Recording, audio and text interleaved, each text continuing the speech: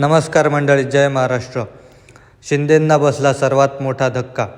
हा मोठा नेता शिंदेंची साथ सोडून गेला ठाकरेंच्या सेनेत. सविस्तर बातमी जाणून घेण्या अगोदर चॅनलवर नवीन असाल तर चॅनलला नक्की सबस्क्राईब करा.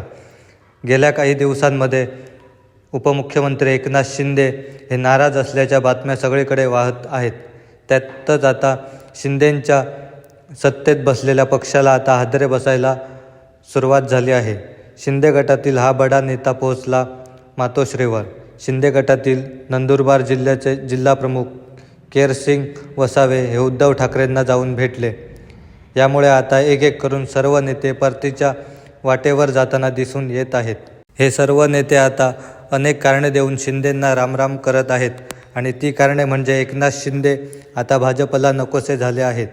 देवेंद्र फडणवीस आणि एकनाथ शिंदे यांच्यामध्ये मतभेद असल्याचे या नेत्यांचे म्हणणे आहे. त्यामुळे शिंदेंना सत्तेत कोणीही किंमत देत नाहीत.